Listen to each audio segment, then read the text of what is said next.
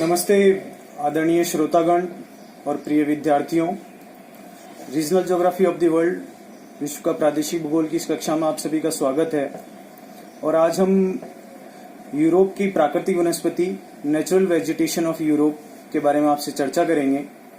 देखिए, सर्वप्रथम प्राकृतिक वनस्पति या नेचुरल वेजिटेशन किसे कहा जाता है, तो इसका उत्तर है कि किसी क्षेत्र में प्राकृतिक कारकों से सामंजस्य बनाते हुए जो प्राकृतिक वनस्पति के विभिन्न स्तरों का समूह विकसित होता है, यथा झाड़ियां, घास फूस,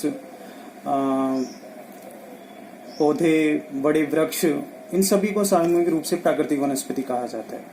अब जैसा कि भौतिक भूगोल में और विगत कक्षाओं में आपको ये ज्ञान हुआ है कि प्राकृतिक वनस्पति वहाँ की जलवायु के जो विभिन्न कारक होते हैं, यथा तापमान, वर्षा, आर्द्रता आदि से, इसके अतिरिक्त वहाँ की मृदा से निर्धारित होती है।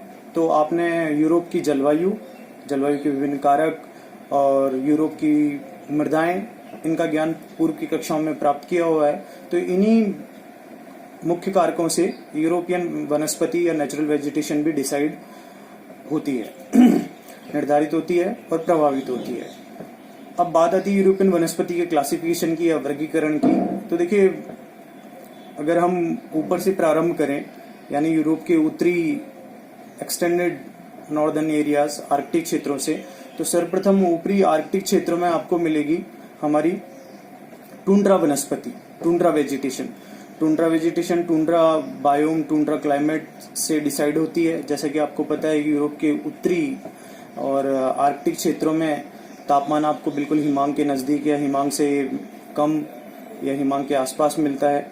तो इसका अर्थ है कि वर्ष भर आपको हिमाच्छादन मिलेगा, तापमान बहुत कम रहेगा, वर्षा जो होगी हिमाच्छादन के रूप में होगी।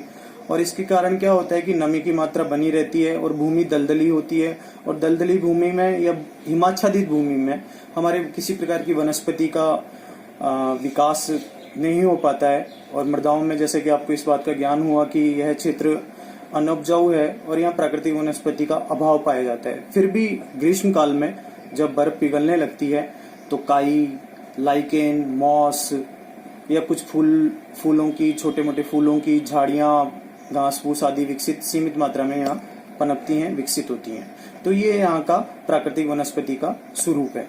इस प्रकार हम देखते हैं कि प्राकृतिक वनस्पति का यहाँ पर कोई बहुत ज्यादा विकसित या विविधतापूर्ण स्वरूप नहीं है। इसके अतिरिक्त फिर हम जैसे ही ऊपर के क्षेत्रों से, टुंड्रा क्षेत्रों से नीचे की ओर आते हैं, तो हमारे जो टैगा वनस्पति क्षेत्र हैं या कोणधारी वन क्षेत्र हैं, इनका नंबर आता है।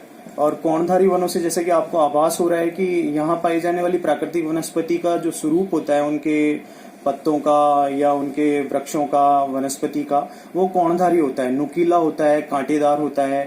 ताकि अब देखिए, इसमें क्या बात झलकती है कि इस यहाँ की वनस्पति ने, इस क्षेत्रीय वनस्पति ने यहाँ की जलवायु से सामंजस्य बनाया हुआ है।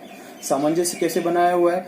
इस क्षेत्र में क्या होता है, जैसे कि आपको पता है कि यूरोप के उत्तरी क्षेत्र हैं, तो तापमान काफी कम होगा, यानी हिमाच्छादन भी होगा और लगभग वर्ष भर तापमान आपको औसतन कम ही पाया जाएगा, हिमांक के नजदीक पाया जाएगा या 10 डिग्री सेल्सियस के बीच में पाया जाएगा।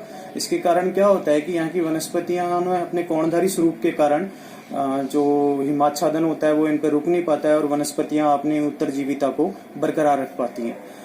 तो इस प्रकार हम देख रहे हैं कि यहाँ कोणधारी वनों का तात्पर्य क्या हुआ कि जो यहाँ के शीत क्षेत्र हैं, शीतोष्ण क्षेत्र हैं, इनमें कोणधारी स्वरूप में जो वनस्पति पाई जाती है, इनमें आपके अगर मुख्य प्रकारों की, पादपों की बात करें, तो हमारा pine, birch, silver fir, larch, Juniper आदि मुख्य यहाँ के पादप हैं। मैं वापस रिपीट कर देता हूँ आपसे, pine, larch, silver fir, Juniper, birch आदि यहाँ के मुख्य पादप हैं।